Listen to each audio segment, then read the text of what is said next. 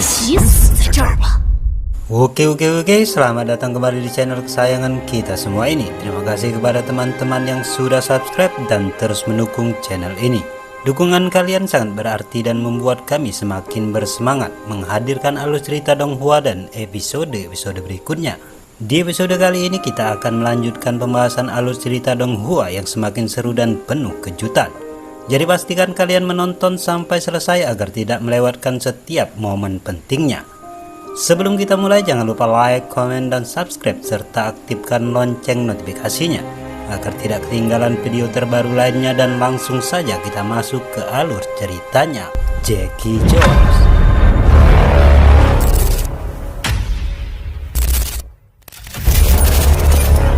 Lu Li dan tiga panglima tinggi lainnya hanya bisa menatap Yin Tianzi dengan penuh kebencian.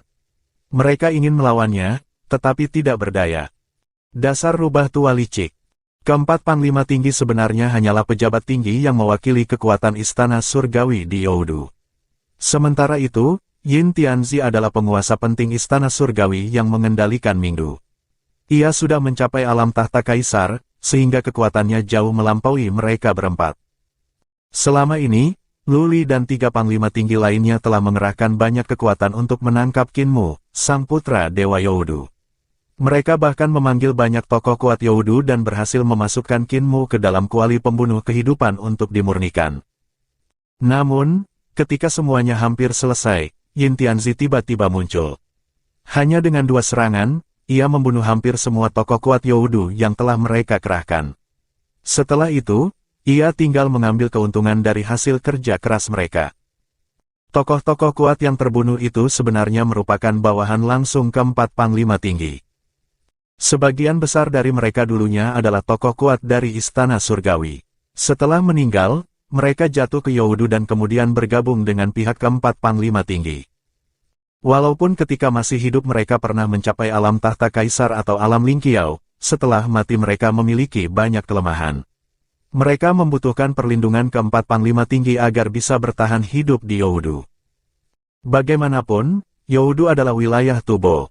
Selain itu, terdapat pula banyak tokoh kuat dari pihak-pihak yang bermusuhan dengan istana surgawi. Jika mereka tidak bergantung kepada keempat panglima tinggi, mereka bisa saja dibunuh oleh para penguasa tersebut. Karena itu, para tokoh kuat Youdu dengan senang hati menerima perintah Lu Li dan tiga panglima tinggi lainnya.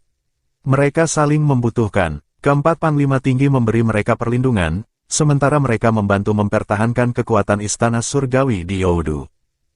Itulah sebabnya ketika Lu Li 2 kali mengerahkan mereka untuk menangkap Qin Mu, mereka langsung datang tanpa ragu. Dengan bersatu, mereka juga mampu menghadapi Yin Tianzi. Kekuatan istana surgawi di Youdu dan Mingdu sebenarnya merupakan dua pihak yang saling bersaing.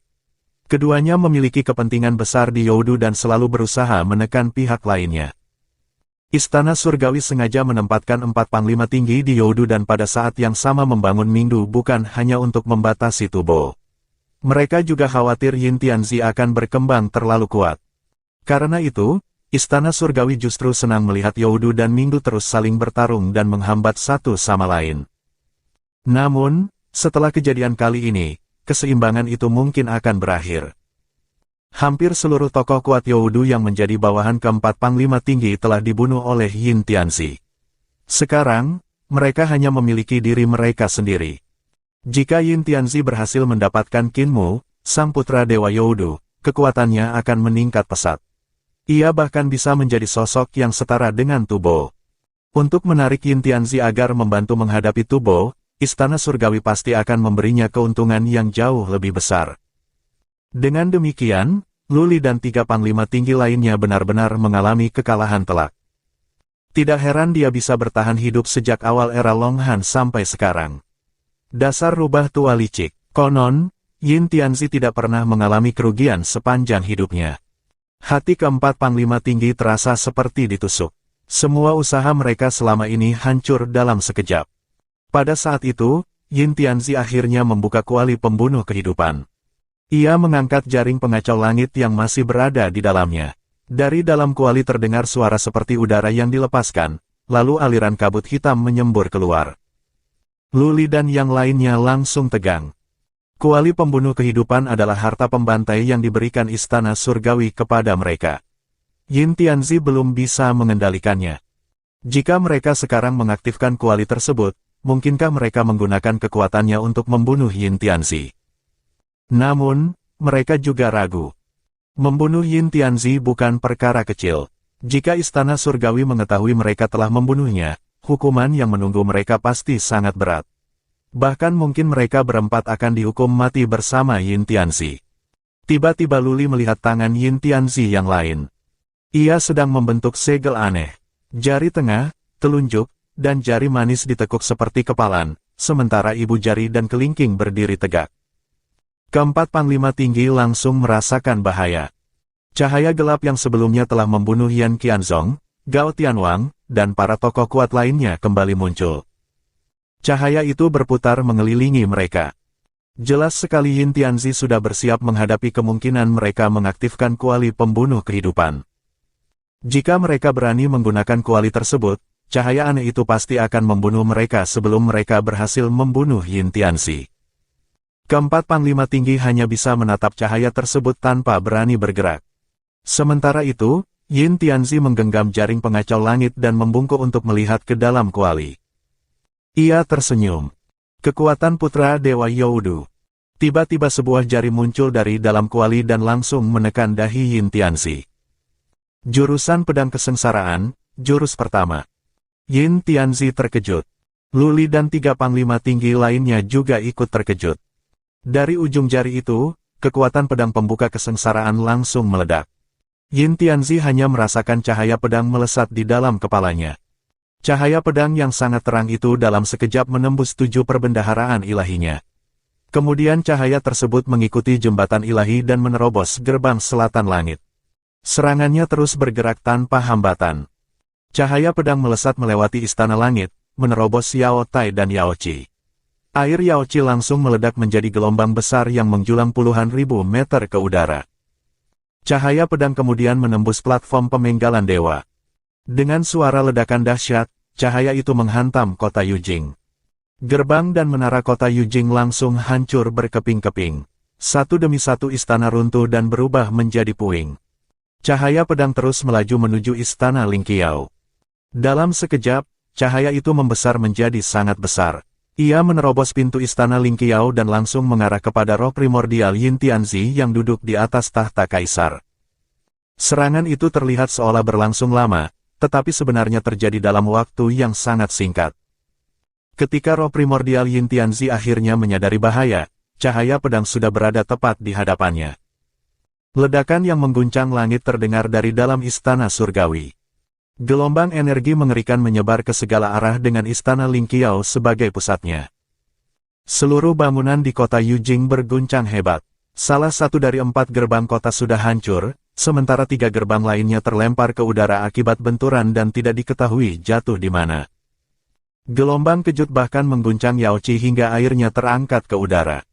4 gerbang surgawi di utara, selatan, timur, dan barat bergemuruh hebat. Gelombang udara putih menyebar seperti cincin raksasa dari istana surgawi. 7 perbendaharaan ilahi di bawahnya juga terkena dampak. Gunung dan sungai runtuh, matahari dan bulan terdorong menjauh, sementara susunan bintang menjadi kacau. Semua itu adalah gambaran kehancuran yang terjadi di dalam tubuh Yin Tianzi. Namun, dari luar, Luli dan yang lainnya hanya melihat Yin Tianzi terdiam sesaat setelah jari tersebut menyentuh dahinya.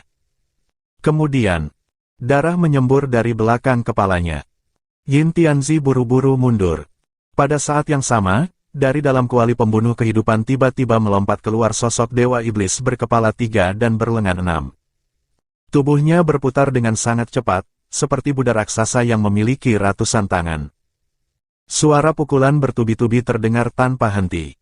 Dalam waktu singkat, Dewa Iblis itu tidak diketahui telah menghantam Yin Tianzi dengan berapa banyak pukulan. Tubuh Yin Tianzi terpukul hingga terlempar tinggi ke udara. Dari dalam tubuhnya terdengar suara tulang patah. Dewa Iblis berkepala 3 dan berlengan 6 itu terus berputar sambil mengejar Yin Tianzi. Setiap kali tubuhnya berputar sepertiga putaran, kedua tangannya akan terangkat tinggi. Energi primordial berkumpul di tangannya dan berubah menjadi pedang panjang. Begitu sepertiga putaran berikutnya selesai, pedang tersebut langsung ditebaskan. Kecepatan putarannya sangat cepat. Gerakannya juga begitu cepat sehingga Luli dan yang lainnya hanya mampu melihat satu demi satu cahaya pedang. Cahaya-cahaya pedang itu tampak seperti kain sutra panjang yang membentang di udara dan menerangi wilayah di luar gerbang kunci giok. Karena terlalu cepat, semua cahaya pedang hampir menyatu menjadi satu. Dalam sekejap, cahaya pedang bertubi-tubi menghantam dahi Yin Tianzi. Luli dan yang lainnya hanya bisa melihat luka di dahi Yin Tianzi semakin besar dan semakin panjang. Mereka semua merasa ngeri. Xuan Ming berteriak. Putra Dewa Youdu ternyata belum mati. Han berteriak panik. Kepala Yin Tianzi akan terbelah. Luli segera berteriak. Lari. Huang buru-buru berkata. Bagaimana dengan kuali pembunuh kehidupan dan jaring pengacau langit? Keempat panglima tinggi sempat ragu. Mereka menoleh ke arah kuali pembunuh kehidupan. Namun, ketika Qinmu melompat keluar dari kuali dan menyerang Yin Tianzi, kuali tersebut justru terbang mengikutinya. Ia sama sekali tidak memperdulikan keempat panglima tinggi. Padahal sejak menjadi panglima tinggi yang ditempatkan istana surgawi di Youdu, mereka telah mengorbankan waktu bertahun-tahun untuk memurnikan kuali tersebut. Mereka bahkan menggunakan darah sendiri untuk memberi makan kuali pembunuh kehidupan. Dengan susah payah, mereka berhasil membuat kuali itu dapat dikendalikan sesuka hati. Kuali tersebut bahkan bisa berubah besar atau kecil dan mampu memurnikan makhluk hidup. Namun sekarang, kuali itu seolah-olah telah memberontak. Ia meninggalkan mereka dan memilih mengikuti putra Dewa Youdu. Jangan pedulikan kuali itu, teriak Luli, segera pergi. Kalau putra Dewa Youdu berhasil membunuh Yin Tianzi, kita akan menjadi target berikutnya. Keempatnya langsung melarikan diri. Huang masih berkata, jaring pengacau langit masih berada di tangan Yin Tianzi. Tidak perlu. Luli bergerak cepat dengan ekor ularnya sambil berkata dengan marah. Biarkan benda itu menjadi hadiah pemakaman untuk si bermarga Yin. Kita harus segera pergi dan menjauh dari tempat ini. Xuan Ming menyusulnya. Kakak, apakah kita masih bisa tinggal di Youdu? Tidak peduli apakah putra Dewa Youdu berhasil membunuh Yin Tianzi atau tidak, dia pasti akan tetap berada di Youdu dan mencari kita. Lebih baik kita keluar dari Youdu dan kembali ke istana surgawi untuk meminta bantuan. Huang dan Han segera mengangguk. Luli semakin marah. Kalau kita kehilangan kendali atas Youdu, saat kembali ke istana surgawi kita justru akan dihukum dan dibawa ke platform pemenggalan dewa. Hanya orang bodoh yang akan kembali ke istana surgawi sekarang. Ketiga panglima tinggi lainnya langsung menyadari kebenarannya. Luli melanjutkan. Tubo tidak akan membiarkan putra Dewa Youdu bertindak sesuka hati. Dia tidak mungkin benar-benar memutus hubungan dengan istana surgawi. Jadi, kemungkinan besar Tubo akan mengusir putra Dewa Youdu dari Youdu. Kalau begitu, kita masih bisa bersembunyi di Youdu dan mempertahankan hidup. Jika kita kembali ke istana surgawi, kita justru mencari kematian. Karena itu, masalah ini tidak boleh dilaporkan kepada istana surgawi. Jika kita melaporkannya, kita berempat pasti akan dikirim ke platform pemenggalan dewa dan dihukum mati. Ketiga panglima tinggi mengangguk berkali-kali. Luli kemudian menoleh ke belakang. Ia melihat cahaya gelap milik Yin Tianzi masih mengejar Qinmu. Tampaknya Yin Tianzi sudah sadar kembali setelah sempat dibuat bingung oleh serangan Qinmu. Bagaimanapun juga, dia adalah seorang ahli alam tahta kaisar. Setiap orang yang berhasil mencapai tingkat tersebut bukanlah sosok biasa dan tidak mudah dibunuh. Terlebih lagi, Yin Tianzi adalah monster tua yang telah hidup selama jutaan tahun. Meskipun Qinmu berhasil mengejutkannya dengan serangan tadi, masih diperlukan jalan panjang untuk benar-benar mengambil nyawanya. Pada saat yang sama, gerbang surgawi Mingdu mulai menyemburkan Laut Ming. Air Laut Ming yang sangat luas mengalir keluar dari Mingdu seperti banjir besar. Jelas sekali Yin Tianzi telah benar-benar murka. Ia berniat bertarung habis-habisan melawan putra Dewa Youdu. Luli memperlambat langkahnya. Mungkin kita bisa mendapatkan keuntungan. Kalau mereka berdua sama-sama terluka parah. Ia hendak berhenti untuk menyaksikan pertarungan. Namun, tiba-tiba kuali pembunuh kehidupan yang mengikuti Qinmu melesat ke depan. Kabut iblis menyembur dari dalam kuali dan langsung menyapu Laut Ming. Dalam sekejap, hampir setengah Laut Ming ditelan oleh kuali pembunuh kehidupan. Bahkan cahaya gelap yang sedang mengejar Qin Mu ikut terseret. Cahaya tersebut dipaksa bergerak menuju kuali dan hampir masuk ke dalamnya. Lu Li langsung merinding. Ia tidak berani melihat lagi dan segera mempercepat pelariannya. Di belakang mereka, gelombang energi yang sangat dahsyat kembali meledak. Gelombang tersebut membuat keempat panglima tinggi terlempar tinggi ke udara. Mereka memanfaatkan dorongan itu untuk melarikan diri dengan kecepatan yang lebih tinggi. Lu Li kembali menoleh. Di depan gerbang kunci giok, tiba-tiba muncul bayangan tangan, kepalan, jari, dan cakar raksasa yang ukurannya sebesar gunung. Semua serangan itu kemudian menyatu menjadi satu jurus dan menghantam Yin Tianzi dengan keras. Tubuh Yin Tianzi terlempar ke belakang. Ia menghantam gerbang surgawi Mingdu dengan keras dan akhirnya berhasil melarikan diri dari Youdu. Namun, cahaya gelap miliknya masih tersangkut. Demi menyelamatkan diri, Yin Tianzi memutus sebagian dari cahaya tersebut. Setengah bagian lainnya berhasil melepaskan diri dari kuali pembunuh kehidupan dan mengikuti Yin Tianzi keluar dari Youdu. Sementara itu, Dewa Iblis berkepala 3 dan berlengan 6 mencengkeram bingkai gerbang surgawi Mingdu dengan ke-6 tangannya. Ia berusaha memaksa masuk ke Mingdu. Sosok itu terlihat sangat ganas. Kemudian Lu Li dan yang lainnya mendengar suara seorang anak kecil yang jernih. Sayang kecil, jangan bersembunyi, cepat keluar. Gelombang energi mengerikan kembali meledak. Putra Dewa Youdu terpukul hingga tubuhnya terguling-guling dan terlempar ke belakang. Gerbang surgawi Mingdu juga terkoyak oleh ke-6 tangan Dewa Iblis itu. Gerbang tersebut bergetar hebat, lalu tiba-tiba tenggelam dan menghilang. Lu Li tercengang. Gerbang surgawi Mingdu milik Yin Tianzi ternyata tidak sehebat yang dikabarkan. Sepertinya kekuatannya jauh lebih lemah daripada yang ada dalam legenda. Gerbang surgawi Mingdu sebenarnya memiliki kekuatan penciptaan yang luar biasa. Harta itu sangat kuat dan dapat membantu Yin Tianzi bangkit dari kematian, bahkan memungkinkan perubahan dan perputaran kehidupan melalui kekuatan reinkarnasi. Namun, gerbang yang mereka lihat sekarang memang tidak memiliki kekuatan seperti itu. Lu Li tidak tahu bahwa gerbang surgawi Mingdu asli milik Yin Tianzi telah direbut oleh Di Yue. Gerbang yang digunakan sekarang hanyalah gerbang surgawi Mingdu yang dibuat ulang. Pengerjaannya bahkan belum selesai, sehingga kekuatannya masih jauh di bawah harta tingkat tahta kaisar yang asli. Saat Lu Li masih memikirkan hal itu, putra Dewa Youdu tiba-tiba bangkit. Ia berlari menuju tempat gerbang surgawi Mingdu tadi menghilang. Ia menghantam ruang kosong di sekitarnya berkali-kali, berusaha menemukan Yin Tianzi. Namun, Yin Tianzi sudah tidak terlihat. 3 kepala Qin Mu menoleh ke berbagai arah. Lu Li langsung merasa ngeri. Cepat bersembunyi. Keempat panglima tinggi segera menempel pada sebuah daratan besar yang berada di tubuh Tubo dan menyembunyikan keberadaan mereka. Mereka hanya bisa berdoa agar Qin Mu tidak menemukan mereka. Tiba-tiba, cahaya terang seperti sinar matahari menyapu tempat mereka tadi berada. Keempat panglima tinggi langsung menahan napas. Dengan bantuan kabut iblis Youdu, mereka perlahan bergerak menjauh tanpa menimbulkan suara. Sosok Dewa Iblis berkepala 3 dan berlengan 6 turun ke tanah. Benturannya membuat seluruh daratan berguncang. Kemudian 9 pancaran cahaya menyebar ke segala arah. Cahaya tersebut menembus kabut gelap Youdu dan mulai mencari keberadaan keempat panglima tinggi. Suara Qin Mu terdengar. Kalau membunuh seseorang, harus melihat darahnya. Keempat panglima tinggi itu tidak boleh dibiarkan hidup. Mendengar itu, keempat panglima tinggi langsung melarikan diri dengan panik. Mereka bahkan tidak berani mengeluarkan suara sedikit pun. Tiba-tiba suara Qin Mu terdengar lagi. Bintang Daluo. Langit Youdu mendadak dipenuhi bintang yang sangat terang.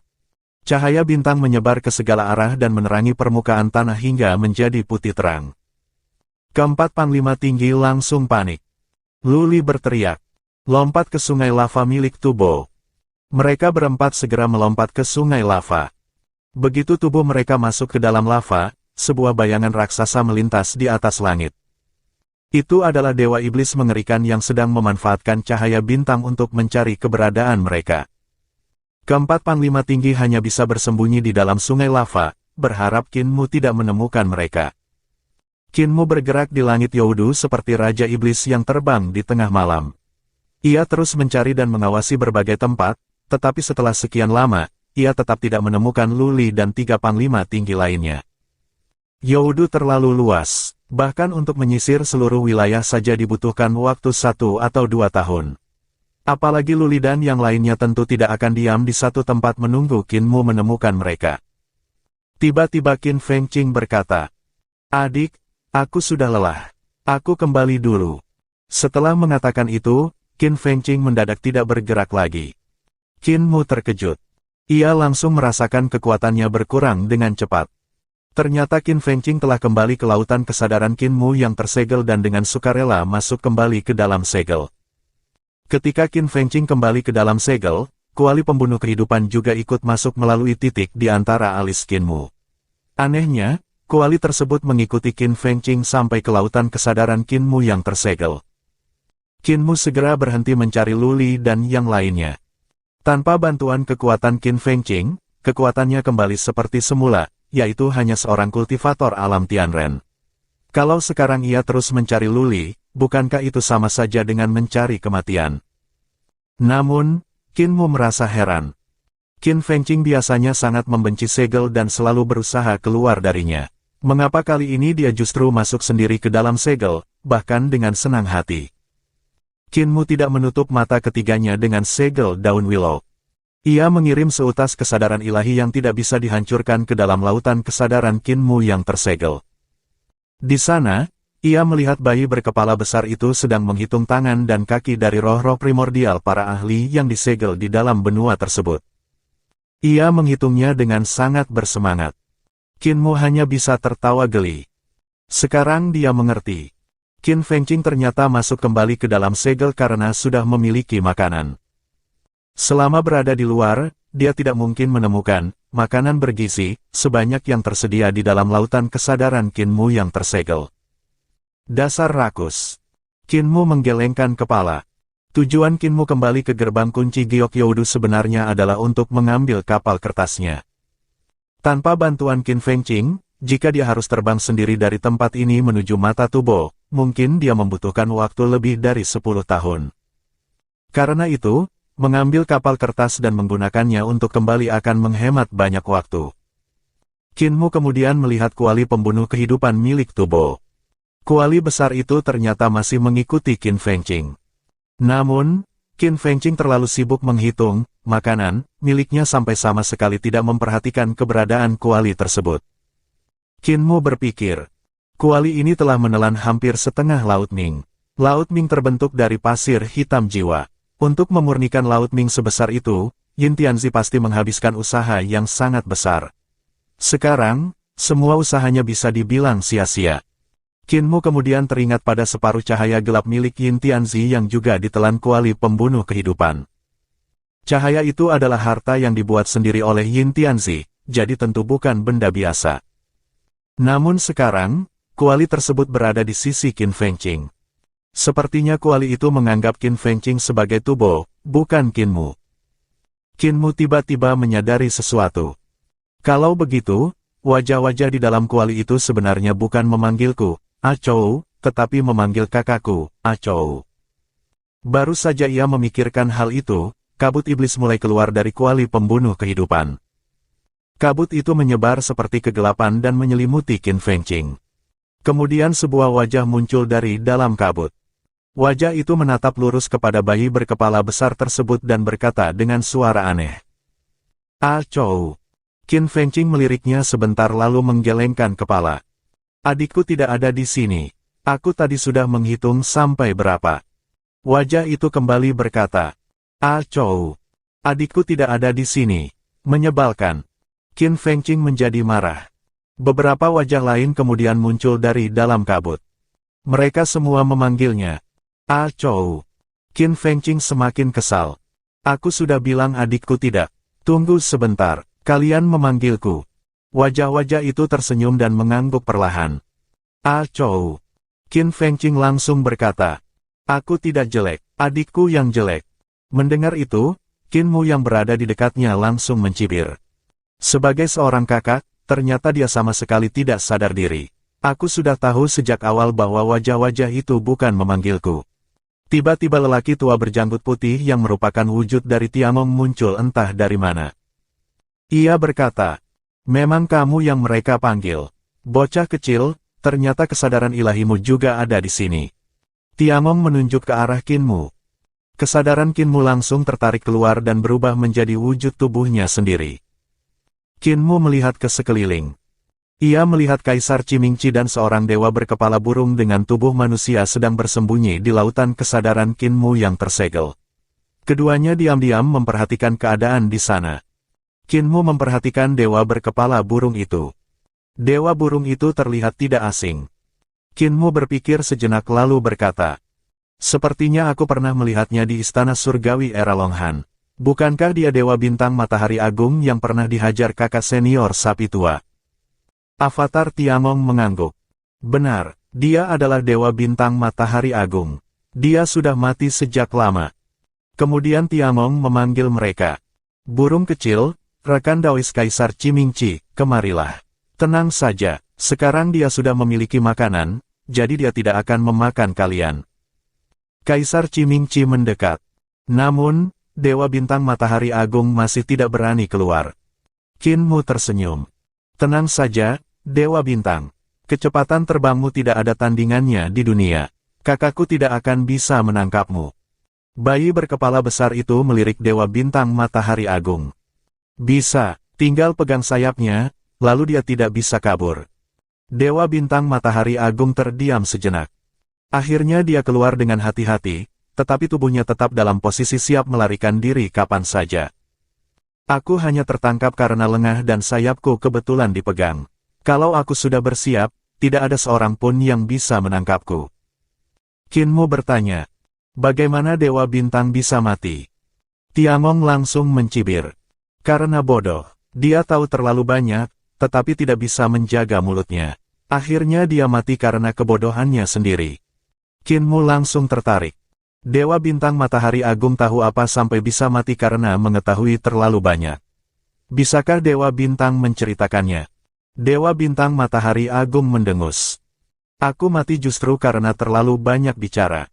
Kalau sekarang aku menceritakannya kepadamu, bukankah aku akan benar-benar lenyap?" Qin Mu berkata dengan nada serius. "Kalau Dewa Bintang tidak bercerita, sebentar lagi kau juga akan lenyap karena dimakan kakakku." Dewa Bintang Matahari Agung ragu. Ia melihat Tiangong dan Kaisar Cimingci. Tiangong hanya batuk-batuk, sementara Kaisar Cimingci pura-pura melihat ke langit. Dewa Bintang akhirnya berkata, "Tiangong, jangan lihat aku," jawab Tiangong. "Aku juga penasaran bagaimana sebenarnya kamu mati." Tiangong kemudian menjelaskan. Sejak pertengahan era Longhan, Istana Surgawi sudah diselimuti jaringan pengawasan yang sangat ketat. Aku tidak bisa lagi melihat apa yang terjadi di sana. Dulu, kamu adalah pemimpin seluruh rasi bintang. Kamu juga mengendalikan para dewa yang mengatur jaringan pengawasan Istana Surgawi. Pengetahuanmu tentang Istana Surgawi bahkan lebih banyak dariku. Sampai sekarang pun aku masih tidak bisa melihat apa yang terjadi di dalam Istana Surgawi." Dewa Bintang Matahari Agung terdiam lama. Ia melirik Qin Feng Qing yang masih sibuk menghitung.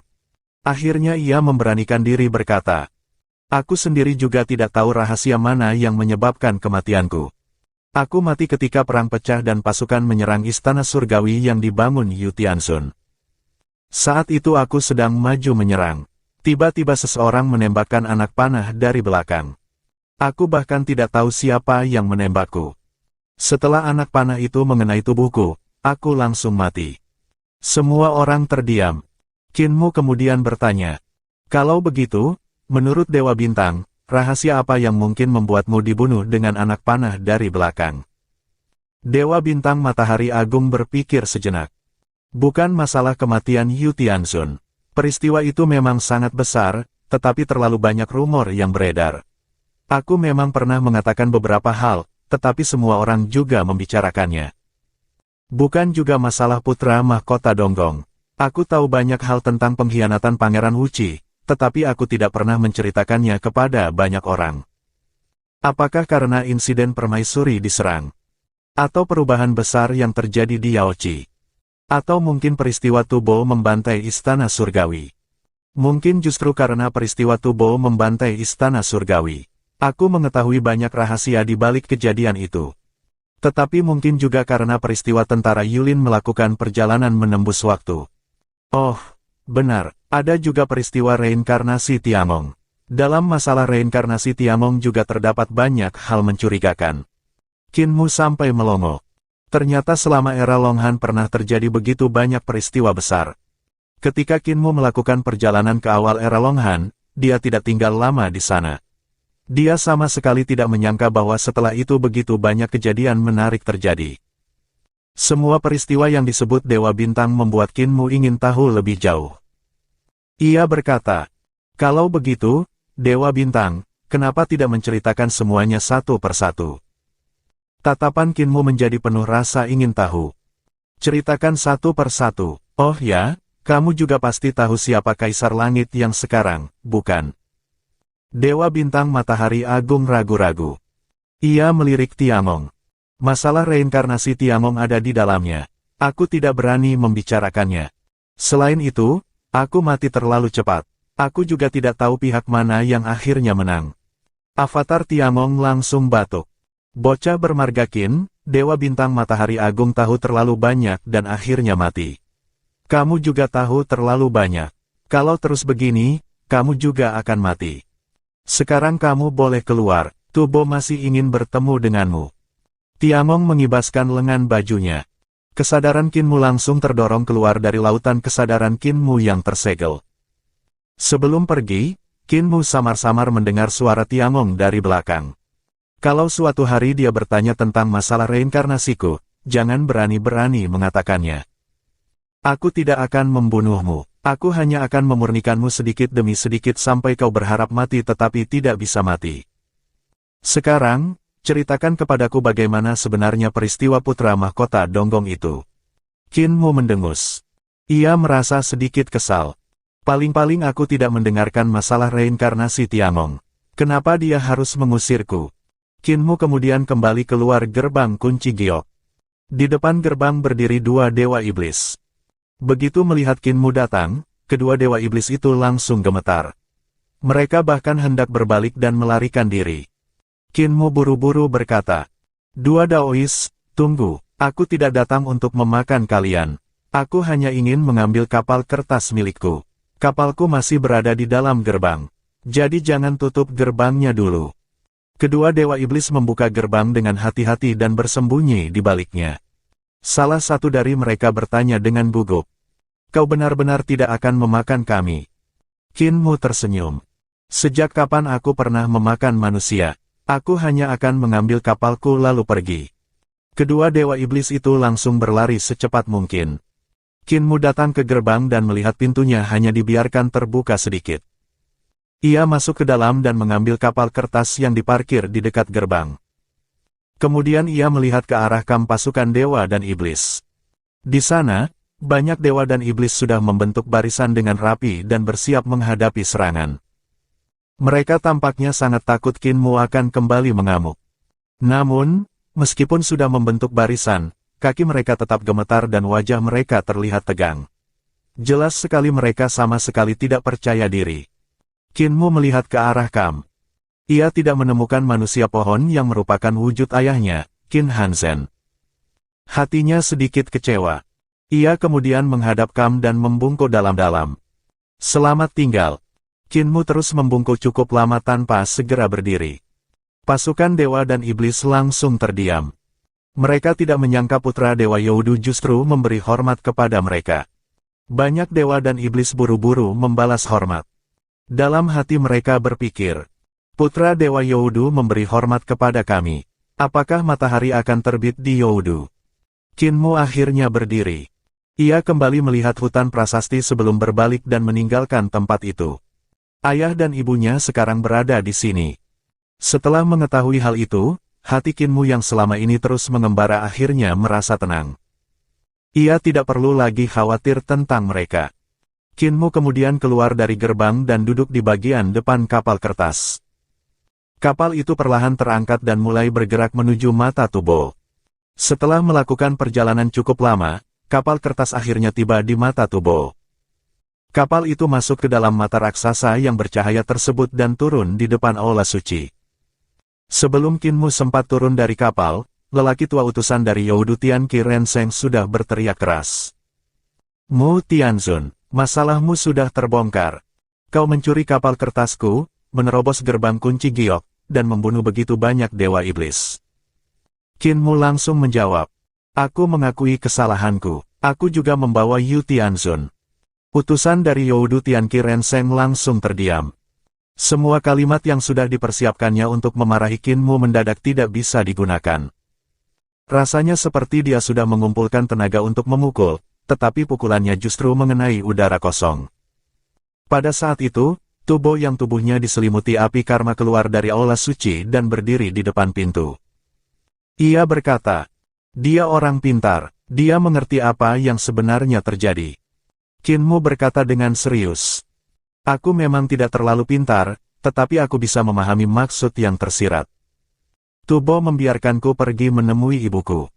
Tubo juga meminjamkan tanganku untuk membersihkan Youdu dan menghancurkan kekuatan istana surgawi di sana. Sekarang, karena kesalahanku, Tubo juga membiarkanku membawa pergi Yu Tianzun. Semua kesalahan itu akhirnya dibebankan kepadaku. Tubo tidak perlu khawatir. Aku bersedia menanggung semuanya. Tubo menatap Kinmu. Api karma di ketiga matanya bergerak perlahan. Maaf telah membuatmu menanggung semua ini. Ayah dan ibumu akan hidup dengan baik di sini. Hati Kinmu bergetar. Tubo kemudian menyerahkan Yu Tianzun kepadanya. Kamu boleh pergi sekarang. Kamu sudah membunuh begitu banyak tokoh kuat dari istana surgawi. Tempat ini tidak cocok untukmu tinggal terlalu lama. Fujun Tianqi Renseng, antarkan dia keluar. Kinmu berkedip dan tiba-tiba ia tersenyum. Tubo, apakah kau tidak ingin tahu siapa saja yang disegel di dalam lautan kesadaran yang tersegel di antara alisku? Di dalam lautan kesadaran Kinmu yang tersegel, avatar Tiangong langsung berubah pucat. Ia melompat marah. Dasar bocah nakal, kau mau mempermalukanku. Kali ini gawat, aku akan kehilangan muka di hadapan Tubo. Ya, itulah tadi alur cerita yang mampu Mimin suguhkan kepada teman-teman sekalian di kesempatan kali ini. Mudah-mudahan dapat menghibur. Bagi yang suka silakan dukung channel ini dengan like, komen, dan subscribe. Ceki jos.